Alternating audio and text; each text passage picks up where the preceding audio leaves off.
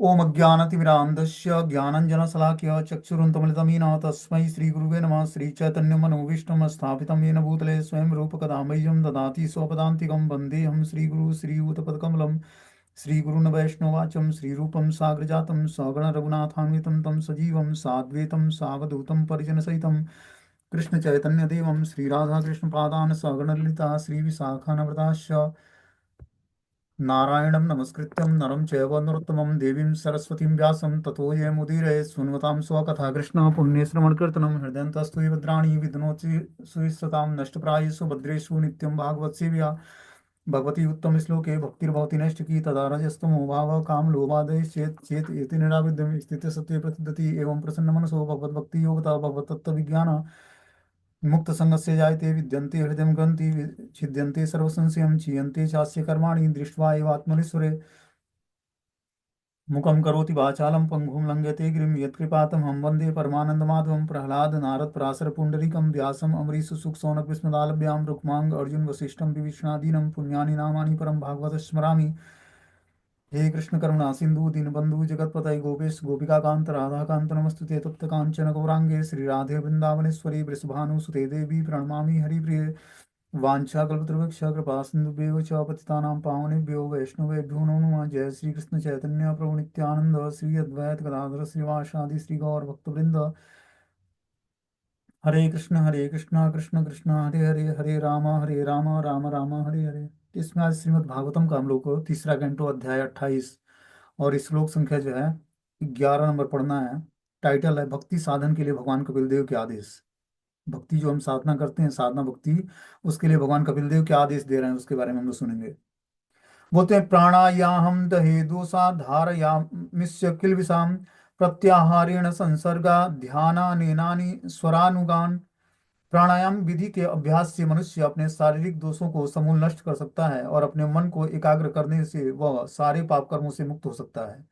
और इंद्रियों को वश में करने से मनुष्य भौतिक संसर्ग से अपने को मुक्त कर सकता है और भगवान का ध्यान करने से वह भौतिक आसक्तियों के तीनों गुणों से मुक्त हो सकता है। ये हम लोगों ने पढ़ लिया था। आज 12वां श्लोक पढ़ना है। यदा मनम स्वविजने योगेन सुसमाहितं काष्ठां भवतु ध्यायस्त्वं सा ग्रावलोकनम। बोलते हैं जब इस योगाभ्यास से मन पूर्णतया शुद्ध हो जाता है तो मनुष्य को चाहिए कि अध खुले आंखों से नाक के अग्रभाग में ध्यान को केंद्रित करे और भगवान के स्वरूप को देखे। देखो ये इसलिए बता रहे हैं क्या बोलते हैं कपिल देव भगवान, कि जिससे मन एकाग्र हो सके। क्या बोलते हैं जब इस योगाभ्यास से मन पूर्णतया शुद्ध हो जाता है। किस योगाभ्यास से? प्राणायाम विधि के से मनुष्य शारीरिक दोषों को समूल नष्ट कर देता है। प्राणायाम विधि क्या बताया उन्होंने कि पालथी मारकर सीधा प्रॉपर आसनी पर बैठना है और क्या करना है, मन को एकाग्र करना है भगवान के श्री चरणों में और महामंत्र का जाप करना है। अपने मन को एकाग्र करने से वह सारे पाप कर्मों से मुक्त हो जाएगा। इंद्रियों को वश में करने से मनुष्य भौतिक संसर्ग से अपने को मुक्त कर लेगा और भगवान का ध्यान करने से भौतिक आसक्तियों के तीनों गुणों से मुक्त हो जाएगा। तो जब इस व्यक्ति जो है इस योगाभ्यास से उसका मन जब पूर्णतया शुद्ध हो जाता है तो मनुष्य को चाहिए कि अध खुले आंखों से नाक के अग्रभाग पर ध्यान को केंद्रित करे और भगवान के स्वरूप को देखे। ये सब साधना भक्ति के स्टेजेज हैं ये। हम लोग सोचते हैं कि चैंटिंग कितनी आसान है, बस जपा करना है, सुनना है, सुना सुना ठीक है, नहीं सुना तो कोई बात नहीं। लेकिन बता रहे हैं कि जब योगाभ्यास से मन पूर्णतया शुद्ध हो जाए, जब हम भक्ति योग के नियमों का पालन करते हैं, मन हमारा पूर्ण शुद्ध हो जाए। मन शुद्ध कब होगा? जब मन से भगवत चिंतन होने लगे। इसका मतलब जैसे ही हम नाम लेंगे वैसे ही भगवान के नाम के साथ रूप गुण लीला धाम का प्राकट्य हो जाएगा। इसका मतलब हमारा मन पवित्र हो गया है। ठीक है ना? अभी क्या होता है, अभी चैंटिंग करते समय 2-3 माला तो जगने में, सुसुप्त अवस्था से जागृत अवस्था में आने में लगती है। तब जाकर मन और बुद्धि जो है उसमें एकाग्र होता है। जो एकाग्र करो तब होता है, नहीं तो नहीं होगा। लेकिन ऐसी भी स्थिति आएगी कि हम मन का जो है उच्चारण करते ही मंत्र का नाम रूप गुण लीला धाम सब कुछ प्रकट हो जाएगा। जैसे भगवान चैतन्य महाप्रभु के शरीर में जब वो कृष्ण नाम सुनते हैं तो क्या होता है, रोमांच कंपासु तरंग भाजो, वो आंखों से अश्रु बहने लगते हैं और गाढ़ आलिंगन करते हैं। और जिसके मुख से हरि नाम सुन लेते हैं उसको मतलब आलिंगन कर लेते हैं और रोने लगते हैं। ये स्थिति थी। तो क्या है कि जब व्यक्ति भगवान के नाम को जप करके और मन को पूर्णतया शुद्ध कर लेता है, तो मनुष्य को चाहिए कि अध खुले आंखों से नाक के अग्रभाग पर ध्यान को केंद्रित करे। उससे क्या होता है, हमारी जो ध्यान की प्रक्रिया है वो धीरे धीरे एकाग्र हो जाती है। आप देखोगी, नेत्र बहुत ही ऐसी इंद्रियां हैं हमारी। नेत्र जो है, नेत्रों से जो हम कुछ सुंदर वस्तु को देखते हैं तो उसे पाने की इच्छा तुरंत जागृत हो जाती है। मतलब कितना तेज, हवा के वेग से भी ज्यादा तेज जो है मन की गति है। सेंसेज अभी वो सब्जेक्ट देखा नहीं कि तुरंत मन को इन्फॉर्मेशन देता है। मन तुरंत जो है बुद्धि को इन्फॉर्मेशन देती है, और बुद्धि उसकी पूरी प्लानिंग कर लेती है कि इस वस्तु को पाना कैसे है हमें जी। अब देखो, सेंस से आपने देखा, स्वादिष्ट भोजन को चखा, या उसका आपने श्रवणेंद्रियों से सूंघा उसको, नाक से, और उसके टेस्ट का पता लग गया आपको। कैसे पता लग गया? मन ने इंफॉर्मेशन दिया कि ये जो खुशबूदार वस्तु है खाने योग्य, ये बहुत ही टेस्टी है। तो क्या हुआ, मन ने इंद्रियों ने उसको एब्जॉर्ब किया, मन के पास इंफॉर्मेशन भेजा, मन ने बुद्धि के माध्यम से उसकी प्लानिंग कर ली कि ये स्वादिष्ट भोजन है, इसको पाना कैसे है। देखो कितना तेज प्रक्रिया इस शरीर में होता है सब कुछ, कितना एक दूसरे के ऊपर जो है डिपेंडेबल है सारी। इंद्रियां कैसे मन पर, और मन कैसे बुद्धि पर डिपेंडेबल है। और इस तरह से बुद्धि क्या करती है, उसकी पूरी प्लानिंग करती है कि उस वस्तु को पाना कैसे है हमें। उसी तरह जब हम नेत्र से भगवान किसी वस्तु का सुंदर स्वरूप को देखते हैं, तो नेत्र जो है तुरंत इंफॉर्मेशन देता है मन को, मन बुद्धि को, कि ये सुंदर वस्तु है, इसको प्राप्त करना है, हमें भोगना है। और जैसे ही बुद्धि के पास जाता है वो इंफॉर्मेशन, बुद्धि क्या करती है, उसकी प्लानिंग करनी शुरू करती है। लेकिन जब हम इसी सेंसेस को, हमारी जो पांच ज्ञानेंद्रियां हैं, आंख, नाक, कान, जीवा और त्वचा, ये पांच ज्ञानेंद्रियां ही व्यक्ति को इस भौतिक संसार में फंसाती हैं और इस भौतिक संसार से मुक्त करती हैं। इस पांच ज्ञानेंद्रियों को हमें भगवान की जब दिव्य सेवा में लगाएंगे तो हमारा मन एकाग्र होगा। मन के एकाग्र होने से बुद्धि एकाग्र होगी, बुद्धि के एकाग्र होने से आत्मा का वास्तविक स्वरूप पता लगेगा कि हम भगवान के दास कैसे हैं, भगवान की सेवा कैसे करनी है हमें। बता रहे हैं कि इसमें कपिल देव भगवान की, जो मनुष्य को चाहिए कि अध खुले आंखों से नाक के अग्रभाग पर ध्यान केंद्रित करे और भगवान के स्वरूप को देखे। नाक के अग्रभाग पर जब व्यक्ति ध्यान करता है तो नेत्र गोलक स्थिर हो जाता है, और नाक के अग्रभाग पर ध्यान करते हुए भगवान के स्वरूप को देखने का प्रयास करें। यहाँ स्पष्ट उल्लेख है कि मनुष्य को विष्णु के अंश का ध्यान करना चाहिए। काष्ठान शब्द परमात्मा अर्थात विष्णु के अंश का सूचक है। भगवत भगवान विष्णु के लिए आया है, परमेश्वर तो कृष्ण है।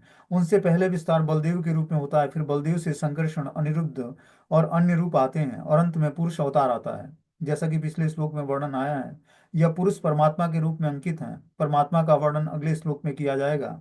इस श्लोक में स्पष्ट कहा गया कि मनुष्य को अपनी नाक के अग्रभाग की में दृष्टि को स्थिर करके अपने मन को कला या विष्णु के पूर्ण अंश में एकाग्र करना चाहिए।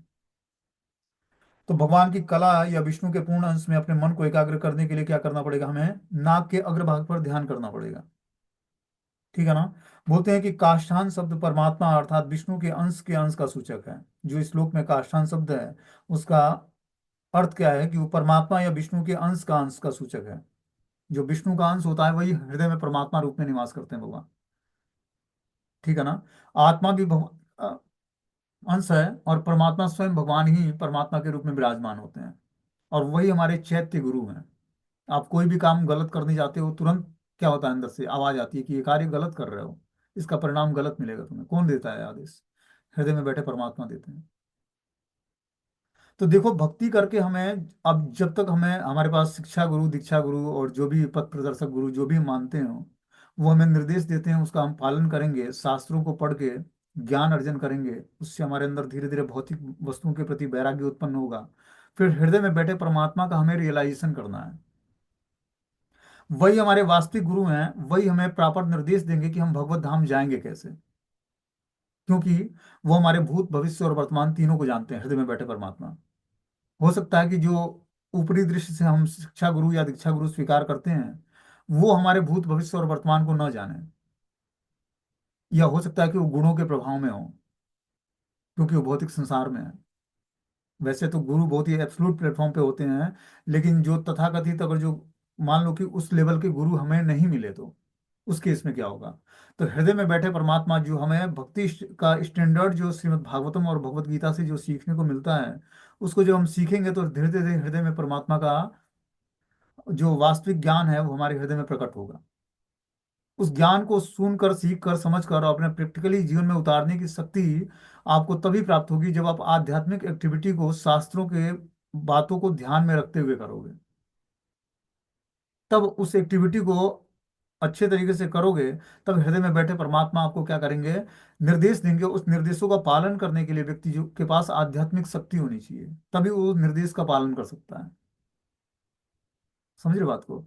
जब तक आध्यात्मिक शक्ति नहीं होगी तब तक परमात्मा के द्वारा दिए हुए इंडिकेशन को व्यक्ति समझ नहीं पाएगा, और तब तक वो भगवत धाम जा नहीं पाएगा। क्योंकि हृदय में बैठे परमात्मा ही आपके सारे पाप कर्मों को जानते हैं, कैसे न्यूट्रलाइज करना है, किन कर्मों से किस कर्म को वो करना है, मतलब रिमूव करना है, ये भगवान जानते हैं, परमात्मा। तो हमें क्या करना है? भक्ति करके देखो, कुछ दिनों के लिए हमें फैसिलिटी मिली है हमारे गुरु के रूप में, जो भी या शिक्षा गुरु बोलें या दीक्षा गुरु बोलें या चैत्य गुरु बोलें, या पथ प्रदर्शक गुरु बोलें। गुरु तो चार प्रकार के होते हैं: पथ प्रदर्शक गुरु, चैत्य गुरु, और शिक्षा गुरु, और दीक्षा गुरु। चैत्य गुरु हमेशा हमारे साथ रहते हैं, लेकिन उनको समझने के लिए, उनका एसोसिएशन करने के लिए आपको बहुत बड़े लेवल की भक्ति करनी पड़ेगी। तब हृदय में बैठे परमात्मा के द्वारा जो आपको निर्देश प्राप्त होता है, स्वयं भगवान कृष्ण ही परमात्मा रूप में हृदय में बैठे हुए हैं, और वही आदि गुरु हैं हर एक जीवात्मा के। क्योंकि वो त्रिकालदर्शी हैं, आपके सब कुछ भूत भविष्य वर्तमान को जानते हैं कि किन कर्मों को कब समाप्त करना है और कौन से कर्म कब उजागर करके उसको हमें भुगवाना है। ये हृदय में बैठे परमात्मा जानते हैं। तो हमें उसी चैत्य गुरु की शरण ग्रहण करनी है। जब तक हमारे पास शिक्षा गुरु और दीक्षा गुरु हैं, तब तक जो है उनके आदेश का पालन करते हुए हमें आध्यात्मिक चीजों को सीख कर आध्यात्मिक शक्ति को गेन करना है। भक्ति कोई सूक्ष्म छोटा सा कोई तत्व नहीं है। भक्ति बहुत ही विस्तृत ज्ञान है, एक साइंस है। इसको हमें साइंस की तरह समझना पड़ेगा, तभी जाकर हम धीरे धीरे जो है भगवत धाम जाने की इच्छा जागृत होगी हमारे अंदर। माला करने के साथ साथ हमें, जब हम प्रैक्टिकली ज्ञान को सीखते और समझते हैं, वो प्रैक्टिकल जो ज्ञान है वो क्या करता है? हमारे अंदर ज्ञान ही वैराग्य उत्पन्न करता है, भौतिक वस्तुओं के प्रति, भौतिक व्यक्तियों के प्रति, भौतिक एसोसिएशन के प्रति, भौतिक वातावरण के प्रति। और जब हम भौतिक वातावरण के प्रति जब उदासीन होंगे, तब हम आध्यात्मिक वातावरण में एंट्री कर पाएंगे, प्रवेश कर पाएंगे, समझ पाएंगे उसको। बिना भौतिक एसोसिएशन छुड़े हुए आध्यात्मिक एसोसिएशन का इंपॉर्टेंस हमें समझ नहीं आएगा। अब भौतिक वातावरण को छोड़ें कैसे? तो हृदय से सबके साथ रहना, हृदय से भगवान का चिंतन, और एक्सटर्नल सबके साथ उचित व्यवहार, उसके पोजीशन को देखते हुए। क्योंकि हम घर परिवार में गृहस्थ आश्रम में रहने वाले लोग हैं, तो गृहस्थ आश्रम में जो रहने वाले लोग हैं उनके लिए क्या नियम है कि वो, उनको समाज तो छोड़ना नहीं पड़ेगा, समाज के साथ सबके साथ सबको साथ लेके चलना पड़ेगा। ऐसा तो नहीं कि जो है बैरागी जीवन है या ब्रह्मचारी हैं या सन्यासी हैं, उनको तो समाज के साथ सबके साथ मिलकर चलना पड़ेगा भक्ति करते हुए। भक्ति को भी मेंटेन करना है, भौतिक एसोसिएशन भी मेंटेन करना है उसको। मान लो कि वाइफ भक्त है तो पति भक्त नहीं है, पति भक्त है तो पत्नी भक्त नहीं है, उस केस में क्या करें फिर? तो हमें सेवा तो सबकी करनी है, लेकिन डिटैच होके करनी है, अटैच नहीं होना। क्योंकि व्यक्ति जब सेवा करता है जिसकी, उसी से अटैच हो जाता है, उसकी आसक्ति हो जाती है। इसीलिए डिटैचमेंट आवश्यक है। और डिटैचमेंट तभी होगा जब हमारा मन जो है भगवान में एकाग्र होगा। वो एकाग्र कैसे होगा? जब हम प्रैक्टिकली सुबह उठकर ब्रह्म मुहूर्त में स्नान करके और मंत्र का मेडिटेशन ध्यान पूर्वक करेंगे, रेगुलर बेसिस, पंक्चुअलिटी और प्योरिटी के साथ। एक टाइम फिक्स होना चाहिए, या आप जपा 10 बजे शुरू करो, 12 बजे समाप्त करो, या जपा 6 बजे शुरू करो और 8 बजे समाप्त करो। आपका फिक्स टाइम होना चाहिए। उस टाइम पर आपको, चलो 2 4 10 मिनट ऊपर नीचे होता है, बात समझ में आती है, लेकिन आज दोपहर में करा, कल शाम को करा, परसों सुबह कर लिया, और अगले दिन जो है 12 बजे रात को समाप्त होती माला। इस तरह से हमें प्रॉपर सिद्धि प्राप्त नहीं होगी, हमारा मन एकाग्र नहीं होगा। इसीलिए पंक्चुअलिटी आवश्यक है। फिक्स टाइम पर हम जब सारी एक्टिविटी करेंगे, तो धीरे धीरे वो हमें क्या करेगा? सिद्धि के पोजीशन पर पहुंचाएगा, परफेक्शन के पोजीशन पर पहुंचाएगा, और तब जाकर हमारा मन और बुद्धि एकाग्र होगा। ठीक है ना। और हम आध्यात्मिक चीजों को सुनने, सीखने, समझने और प्रैक्टिकली अपने जीवन में उतारने के योग्य बन पाएंगे। बिना ये योग्यता हुए हुए परमात्मा के द्वारा दिए हुए निर्देश का हम पालन नहीं कर पाएंगे। वही हमारे वास्तविक गुरु हैं, और उन्हीं के आदेश से हम धीरे धीरे भगवत धाम जाएंगे। वही हमारे सब कुछ कर्मों को न्यूट्रलाइज, सारे अपराधों को समाप्त कराएंगे वो। मान लो हम दीक्षा ले लेते हैं, अब दीक्षा गुरु से साल, 2 साल, 4 साल बीत जाते हैं, भक्तों को मिलना ही नहीं होता कहीं दूर दूर तक। शिक्षा गुरु का एसोसिएशन करने के लिए टाइम नहीं होता है भक्तों को। तो उस केस में करें क्या? तो हमें जब तक ये जो है फेवरेबल कंडीशन मिला है कि हमारे पास शिक्षा गुरु, दीक्षा गुरु सब कुछ है, तब तक हमें हृदय में बैठे परमात्मा का जो इंडिकेशन है, समझने की योग्यता हासिल करनी है इनके माध्यम से। ये तभी हासिल होगा जब हम रुचि, आसक्ति, भाव की अवस्था को प्राप्त कर लेंगे, अपने आध्यात्मिक स्वरूप को जान जाएंगे, तब ये स्थिति प्राप्त होगी हमें।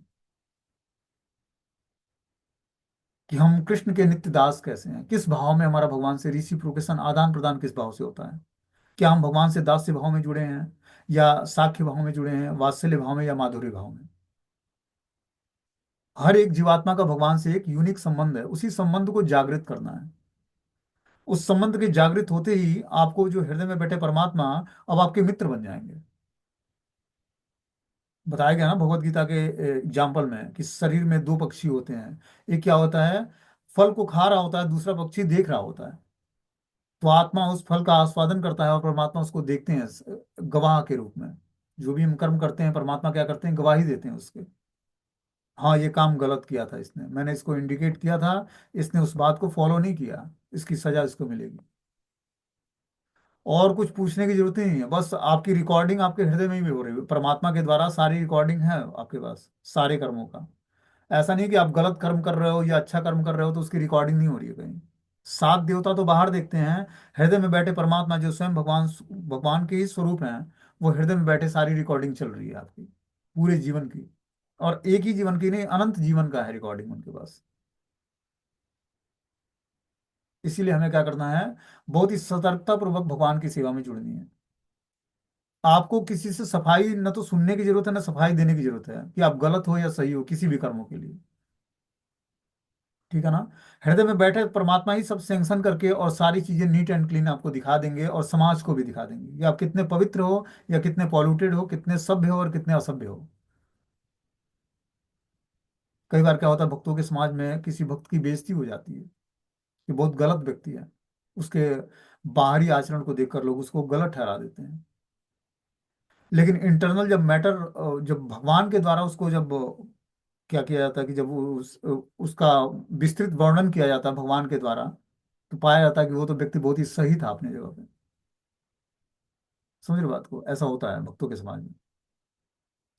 तो क्या हुआ, परमात्मा के द्वारा सब कुछ जो है धीरे धीरे सब कुछ नीट एंड क्लीन खोल दिया जाएगा कि आप कितने सही और कितने गलत हो। और उनके निर्देश का ही पालन करके हम धीरे धीरे भगवान के धाम जाने के योग्य हो पाएंगे। ये क्वालिफिकेशन तभी आएगा जब हम अच्छे तरीके से भगवान की भक्ति को करेंगे, तो हृदय में बैठे परमात्मा के द्वारा जो निर्देश प्राप्त होगा उसको सुनने की योग्यता आएगी हमारे अंदर, और उसको प्रैक्टिकली अपने जीवन में उतारने की योग्यता आएगी। तब जाकर हम धीरे धीरे जो है भगवान का साक्षात्कार कर पाएंगे, अपने जीवन में आत्म साक्षात्कार कर पाएंगे। बोलते हैं यहाँ पर कि भगवान अपना पहला विस्तार जो है बलदेव के रूप में करते हैं। बलदेव से संकर्षण, अनिरुद्ध, प्रद्युम्न और वासुदेव, ये चार अवतार होते हैं। और उसके बाद अंत में पुरुष अवतार होता है। यह पुरुष परमात्मा के रूप में अंकित है। परमात्मा का वर्णन अगले श्लोक में किया जाएगा। मनुष्य को अपनी नाक के अग्रभाग की में दृष्टि को स्थिर करके अपने मन को कला या विष्णु के पूर्ण अंश में एकाग्र करना चाहिए। इस तरह मन को एकाग्र करके और भगवान के पूर्ण कला या विष्णु के पूर्ण अंश में एकाग्र करना चाहिए मन को, तब जाकर जो है मन धीरे धीरे पवित्र होगा। और मन के पवित्र होने से ही बुद्धि पवित्र होगी। जब तक बुद्धि और मन पवित्र नहीं होगा तब तक हमारा पवित्र चिंतन नहीं होगा। और जब तक पवित्र चिंतन नहीं होगा, देखो होता क्या कि अनेक जन्मों के संस्कार मन और बुद्धि पे पड़े हुए हैं, ठीक है ना। उस संस्कारों को व्यक्ति भूल कर और भगवान का स्मरण कर पाए, बहुत ही टफ काम है। इसके लिए हमें क्या करना पड़ेगा, बार बार मन को मंत्र जाप में लगाना पड़ेगा, एकाग्र करना पड़ेगा मंत्र को सुनने में और जो है स्मरण करने में। जब हम अच्छे तरीके से श्रवण और कीर्तन करते हैं, तब हमें स्मरणम की सिद्धि प्राप्त होती है, विष्णु स्मरणम की। Always remember Krishna, never forget Krishna. कि ऑलवेज हम मतलब हमेशा भगवान को याद रखें, मैं कृष्ण को कभी ना भूलूं। ये स्थिति व्यक्ति को यूं ही प्राप्त नहीं होती है जब तक नाम से आसक्ति नहीं होगी। ठीक है ना? कैसे? श्रद्धा, साधु संग, भजन क्रिया, अनर्थ निवृत्ति, निष्ठा, रुचि, आसक्ति, सातवां स्टेज है जपा का। जब तक आपकी नाम में आसक्ति उत्पन्न नहीं होगी, तब तक जो है आप हरि नाम से आसक्त नहीं होगे, तब तक जो है विष्णु स्मरण की सिद्धि प्राप्त नहीं होगी। उस सिद्धि को प्राप्त करके व्यक्ति जब आसक्ति लेवल के ऊपर पहुंच जाता है, मतलब नाम से आसक्ति होगी, तो 24 घंटे जिस तरह रिकॉर्डिंग प्ले कर दिया जाए तो हमेशा बजता रहता है, उसी तरह नाम आपकी जीवा पर चलता रहेगा। अब उस समय जाप करने की आवश्यकता नहीं होगी। क्या होगा? रोम रोम से भगवान का नाम प्रकटित होता रहेगा। ये शरीर में वाइब्रेशन ही ऐसा उत्पन्न होने लगेगा कि ऑटोमेटिक ही नाम जो है स्फुरित होगा हृदय में, और वो क्या होगा? चलता रहेगा अंदर अंदर भगवान का नाम। अब उस केस में क्या होगा कि हमसे कोई भी पाप कर्म नहीं बनेगा। और जब पूर्ण रूपेण जब पाप कर्मों की टेंडेंसी से, नेचर से जब हम छुटकारा प्राप्त कर लेते हैं, तब जाकर हम भगवत तत्व को समझने के योग्य हो पाते हैं। अभी तो हमने चलना भी नहीं सीखा इस बात पर। बहुत ही लंबी दूरी तय करनी है, अभी जाना कहाँ है और है कहाँ पे। समझ रहे बात को? बहुत लंबी दूरी है ये। अध्यात्म का रास्ता यूं ही नहीं है। ये खड़ी चढ़ाई की तरह है। जैसे पहाड़ी पर चढ़ना होता है तो एक पढ़ाई पहाड़ी होती है कि चलो जो है समतल है, उस पर चढ़ना कंफर्टेबल होता है। लेकिन जो खड़ी पहाड़ी होती है उस पर चढ़ना बड़ा मुश्किल है। तो ये आध्यात्म की चढ़ाई जो है खड़ी पहाड़ी की तरह है, इस पर चढ़ना बहुत मुश्किल है। इसीलिए आध्यात्मिक ज्ञान होना जरूरी है, इसीलिए इतने शास्त्रों का निर्माण किया गया है। 18 पुराणों को व्यास देव ने लिखा, उसके बाद भी उनको मना शांति नहीं मिली। क्यों? क्योंकि कृष्ण तत्व का वर्णन नहीं किया था उन्होंने। तो श्रीमद् भागवतम से हमें कृष्ण तत्व को समझने का मौका मिलता है। देखो भगवान कपिल देव कितना भक्ति साधन के विषय में कितना गुह्य रहस्य बता रहे हैं कि कैसे हम अपने मन को एकाग्र करें। अभी आगे इसमें बता रहे हैं कि प्रसन्न वदनो भोजम पद्म गर्भारूढ़ नीलोपल दल श्याम शंख चक्रम गदाधरम। भगवान का मुख उत्फुल्लन कमल के समान है, लाल लाल आंखें कमल के कोस के समान हैं, उनका श्यामल शरीर नील कमल की पंखुड़ियों के समान है। वे अपने तीनों हाथों में शंख चक्र तथा गदा धारण करते हैं। इस तरह से भगवान जिस विष्णु के पूर्ण अंश पर मन को एकाग्र करना है, उनका वर्णन बताते हैं कि किस विष्णु के किस अंश का, किस स्वरूप का हमें मन को एकाग्र करना है। बोलते हैं कि जो है जिस भगवान का मुख मुख जो है प्रफुल्लित कमल के समान है, लाल लाल आंखें कमल कोष के समान है, उनका श्यामल शरीर नील वर्ण का है, और कमल की पंखुड़ियों के समान उनके नेत्र हैं, वे अपने तीनों हाथों में शंख चक्र और गदा धारण करते हैं। ऐसे भगवान का ध्यान करना है हमें। यहाँ पर यह निश्चित रूप से संस्तुति की गई है कि मन को विष्णु के रूप में एकाग्र किया जाए। तो विष्णु के 12 भिन्न भिन्न रूप होते हैं, जिनका वर्णन चैतन्य महाप्रभु का शिक्षा अष्टकम में दिया हुआ है। शून्य या निराकार पर मन को एकाग्र नहीं किया जा सकता है। मन को भगवान के सगुण रूप में ही एकाग्र करना चाहिए, जिसका मुखमंडल प्रसन्न हो, जैसा कि इस श्लोक में कहा गया है कि मन को एकाग्र करना है तो भगवान के किसी स्वरूप में करना है। अब विष्णु के बता रहे हैं कि 12 भिन्न भिन्न रूप हैं। कैसे हम अलग अलग रूपों को जानेंगे? उसमें जो इंस्ट्रूमेंट होता है भगवान के हाथ में, वो अलग अलग आयुध अलग अलग हाथों में धारण करते हैं। भगवान के इंस्ट्रूमेंट हैं शंख चक्र गदा पद्म। ये 4 आयुधों को भगवान धारण करते हैं, जिसमें से 3 हथियार हैं शंख चक्र, चक्र और गदा। 2 हथियार हैं। शंख और पद्म जो है क्या करता है? भक्तों को नरिशमेंट देता है। शंख भगवान जब फूंकते हैं तो उससे असुरों का हृदय विदीर्ण हो जाता है, और कमल क्या करता है? नरिशमेंट देता है भक्तों को। और वो शंख की ध्वनि हृदय में जो है आनंद पैदा करता है भक्तों के, और असुरों के हृदय में कंपन मतलब डर पैदा करता है भगवान का शंख जो है। और इस तरह से चक्र और गदा क्या करता है? भक्तों की रक्षा करता है और असुरों का संहार करता है। स्वयं अम्बरीश महाराज के केस में देखते हैं कि स्वयं सुदर्शन जो है अम्बरीश महाराज की रक्षा करता था, जो भगवान का चक्र है।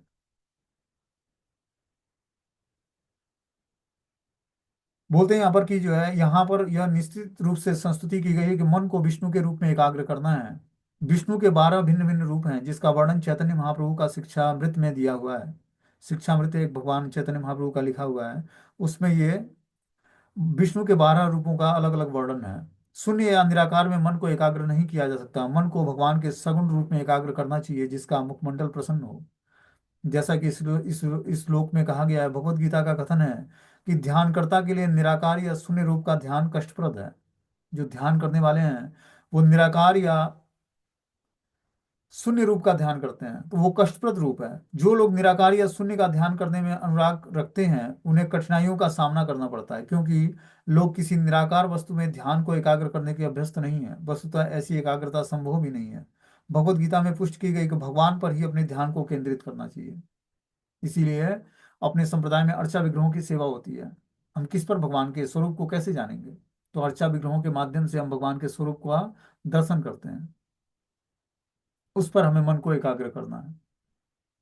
यहाँ पर भगवान कृष्ण का रंग नीलोत्पल दल के समान बताया गया है, जिसका अर्थ है कि यह उस कमल पुष्प के समान है जिसकी पंखुड़ियां नीली या श्वेत हैं।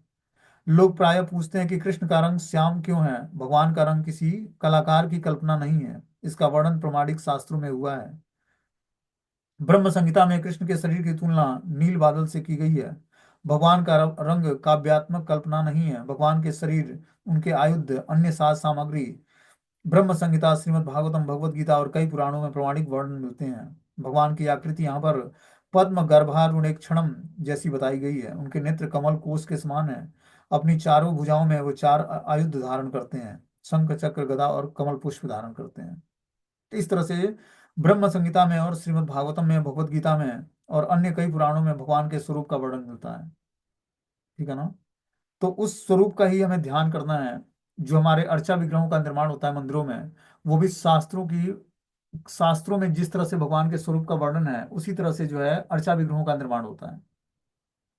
अर्चा विग्रहों का निर्माण जो है धातुओं से होता है। लेकिन कितने बड़े भगवान के नेत्र होंगे, कितनी बड़ी नासिका होगी, कैसे भगवान के पैर बनेंगे, कैसे हाथ हस्त कमल बनेंगे, सब कुछ जो है शास्त्रों को ध्यान में रखते हुए बनवाया जाता है। फिर उसमें प्राण प्रतिष्ठा होती है, उनकी ड्रेसिंग होती है, आभूषणों से सजाया जाता है। तो भगवान ऐसे लगते हैं कि हमारे सारे प्रेयर्स को भगवान सुनते हैं, और निश्चित रूप से सुनते हैं। अर्चा विग्रहों में जब प्राण प्रतिष्ठा होती है तो भगवान उसमें विराजमान हो जाते हैं, और उससे भक्तों का रिसिप्रोकेशन होता है, आदान प्रदान होता है। हम प्रत्यक्ष सेवा करके रियलाइज करते हैं कि हमने डायरेक्टली भगवान की सेवा की है। क्यों ऐसा होता है? क्योंकि उस विग्रहों में भगवान विराजमान हो जाते हैं। क्योंकि विग्रहों को शास्त्रों के अनुसार प्रमाणिकता जो है उसमें कि कितने भगवान भगवान के कौन से अंग किस तरह के हैं, उस हिसाब से उसको बनाया जाता है। फिर जो आभूषण या सजावट होती है वो भी, श्रृंगार जो किया जाता है भगवान का, वो भी शास्त्रों के मर्यादा को ध्यान में रखते हुए किया जाता है। भगवान वैजंती माला पहनते हैं, कौस्तुभ मणि की माला पहनते हैं, श्रीवत्स का चिन्ह होता है भगवान के चेस्ट पर। ठीक है ना? तो वो सारी चीजें, वैजंती माला में भगवान के 5 फूल होते हैं, 5 फूलों से उनका हार बनता है। भगवान कौस्तुभ मणि की माला धारण करते हैं। ठीक है ना? और उनका अलग अलग श्रृंगार का जो ड्रेस होता है वो भी सब प्रमाणिकता के अनुसार बनता है। ऐसा नहीं कि कोई भी चीजें बना दो। अब देखते हैं कि कई बार क्या होता है, क्रिसमस पे जो है कृष्ण राधा कृष्ण को जो है वो जो सेंटा क्लॉज ड्रेस पहनता है वो पहना देते हैं अपने डिवोटीज, अपने घर के डिटीज को। ये सब चीजें बेकाम का है। हमें घर के ठाकुर जी को भी उसी तरह से हमें श्रृंगारित करना है जिस तरह से जो है मंदिरों में हम देखते हैं अपने, या मंदिरों में जो स्टैंडर्ड फॉलो होता है आरती करने का या फिर श्रृंगारित करने का भगवान का, उसी लहजे में हमें भगवान को श्रृंगारित करना है, उसी लहजे में हमें आरती करनी है भगवान की। क्योंकि वो प्रमाणिक है शास्त्र के द्वारा। तब जाकर हमारा डीटी जो है, हमारे साथ रिसिप्रोकेशन होगा, भगवान का आदान प्रदान होगा। क्योंकि हम जानेंगे कैसे कि भगवान को श्रृंगारित कैसे करना है, हम कैसे जानेंगे भगवान की आरती कैसे करनी है। इसीलिए प्रमाणिक शास्त्र का जो मेथड है उसको हमें फॉलो करना पड़ेगा। जो मंदिरों में फॉलो होता है उसी को हमें भी घर में भी फॉलो करना पड़ेगा। अर्चा विग्रह बहुत ही टफ काम है सेवा करने, लेकिन शुद्धिकरण बहुत तेज होता है उससे। अर्चा विग्रहों की सेवा से, और जो व्यक्ति प्रॉपर पंक्चुअलिटी और प्योरिटी के साथ अर्चा विग्रहों की सेवा करे तो बहुत जल्दी पवित्र हो जाएगा। और उसको अल्टीमेटली डीटी वर्शिप का हायर स्टैंडर्ड क्या है कि उसके अंदर क्या क्वालिफिकेशन आ जाती है डीटी वर्शिप से, कि समा सर्वेषु भूतेषु, ये क्वालिफिकेशन आ जाती है कि सभी जीवों में वो संभाव की स्थिति प्राप्त, सबके अंदर परमात्मा का दर्शन होने लगता है।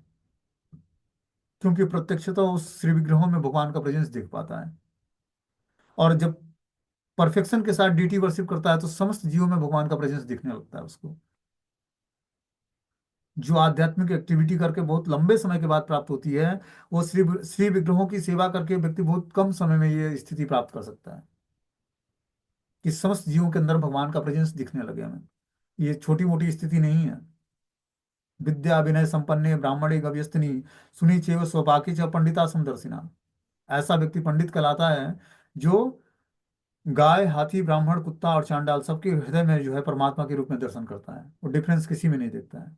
व्यवहार में डिफरेंस करेगा, वो डिफ्रेशिएट करेगा व्यवहार में, लेकिन जो है दर्शन में सबके अंदर परमात्मा का दर्शन होता है। कि हर व्यक्ति के हृदय में परमात्मा, अब वो किसी के प्रति अपराध नहीं करना चाहेगा। ऐसा नहीं कि मनुष्य को प्रेम करता है और कुत्ते को मारता है, ऐसा नहीं करेगा वो हर जीवात्मा के हृदय में जो बैठे परमात्मा है उससे उसका कनेक्टिविटी, उससे प्रेम होता है। इसलिए वो सभी जीवों को एक समान स्तर पर देखता है। व्यवहारिक दृष्टि से अंतर होगा। अब जो व्यवहार व्यक्ति मनुष्य के साथ करेगा वो कुत्ते के साथ नहीं करेगा, लेकिन दृष्टि में समान होंगे सब जीव। इस सब में भगवान परमात्मा रूप में है और किसी के प्रति हमें अपराध नहीं करना है।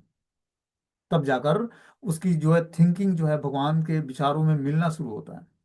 उसकी जो विचारधारा है वो भगवान की विचारधारा से मिलनी शुरू होती है। तब भगवान से आदान।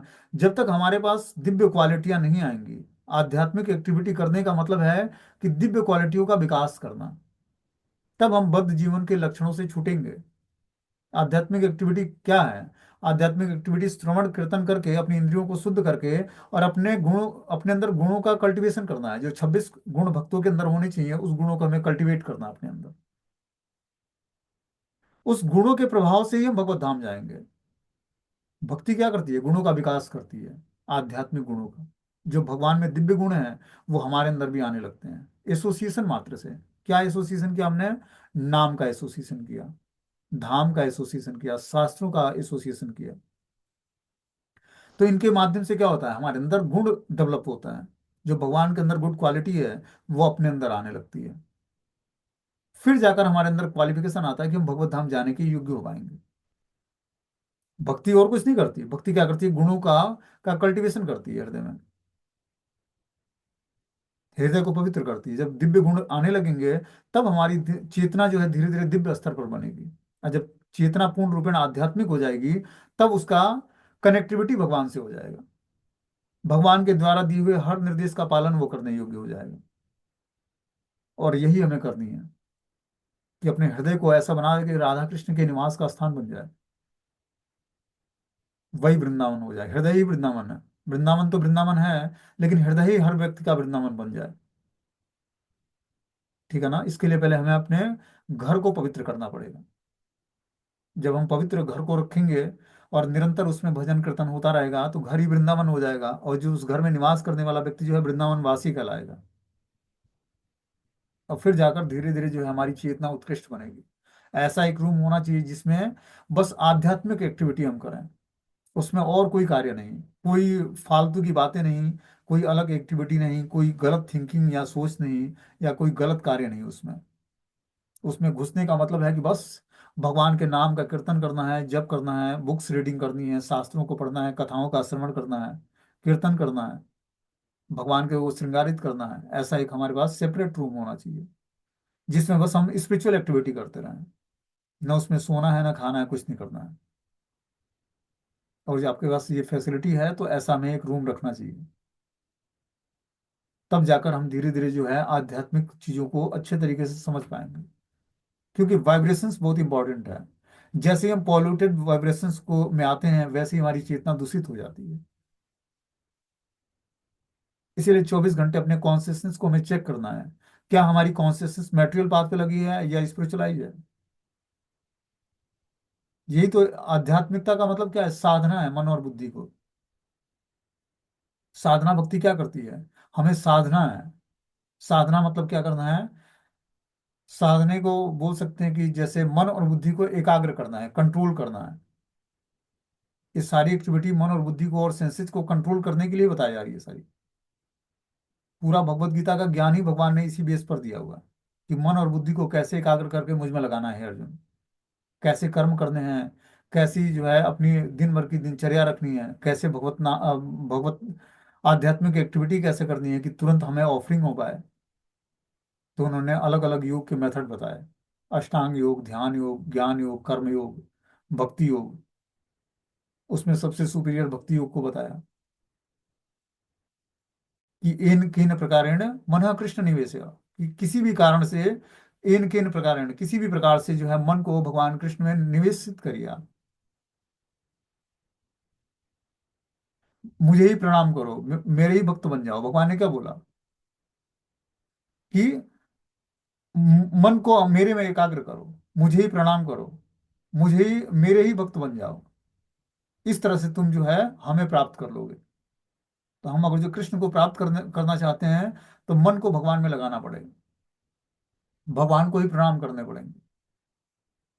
तब जाकर हम धीरे धीरे जो है मन पवित्र होगा, और मन के कारण बुद्धि पवित्र होगी, और हमारे सेंसेस पवित्र होंगे। तब जो है अखंड भगवान का चिंतन होगा। और जब तक हम always remember Krishna, never forget Krishna, इस स्थिति को प्राप्त नहीं करेंगे, तब तक जो है भगवान के धाम जाने के योग्य नहीं हो पाएंगे। भक्ति करते हुए भी सबके अंदर ये इच्छाएं जागृत नहीं होती कि हम भगवान के धाम जाएंगे। हमने एक स्टोरी बताई थी ना, एक नारद मुनि का और एक साधारण व्यक्ति का, कि नारद मुनि बार बार आते उसको बोलते कि इस बार तो तू भगवत धाम चले चल मेरे साथ। तो कई बहाने बनाकर उसने टालते गया, अंत में उसकी मृत्यु हो जाती है। फिर उसी घर में वो चिंतन करते हुए कुत्ता बन के आता है। तो उसी घर में जब कुत्ता बन के आता है तो बच्चे जो है उनको तो पता नहीं था कि पिताजी कुत्ते बन के आ गए हैं घर में। लेकिन नारद मुनि पहचान गए कि ये वही है। और अंत काल में ये घर का ही चिंतन करके कि हमारे जाने के बाद इसकी रखवाली कौन करेगा, तो रखवाली करने के लिए कुत्ता बन के आ गया, भगवान के द्वारा भेज दिया गया। अब बच्चे मारते भी कि चल बाहर बैठ, लेकिन वो पूछ बुलाकर फिर घर में ही आ जाता, उन्हीं बच्चों के पास बैठता आगे। क्योंकि अटैचमेंट था पिछले जीवन का, हृदय से हृदय की ग्रंथि जुड़ी हुई है। इसी ग्रंथियों को काटना है। कैसे कटेगा? जब हम श्रीमद् भागवतम का कथा का श्रवण करेंगे तो हृदय की ग्रंथि का भेदन होगा। जो हमारी आसक्तियां हैं भौतिक लोगों से, इस आसक्तियों को ही तो तोड़ना है आध्यात्मिक एक्टिविटी करके, कि भगवान से, ये ग्रंथियां भगवान से जुड़ जाएं। भिद्यन्ते हृदय ग्रंथि छिद्यन्ते सर्व संशयम। जब हम भागवतम की कथा सुनते हैं तो क्या करते हैं? भिद्यन्ते हृदय ग्रंथि, हृदय की ग्रंथि का भेदन करता है ये, और समस्त संशयों का नाश करता है। तब जाकर हम धीरे धीरे जो है भगवान से कनेक्टिविटी बना पाएंगे।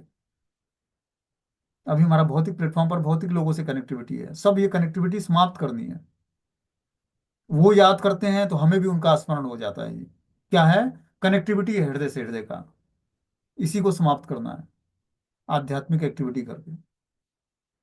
अब भगवान याद करें, या भक्त भगवान को याद करता है तो भगवान अपने वैकुंठ में बैठे बैठे आपको दर्शन करते रहें, ये स्थिति प्राप्त करनी है।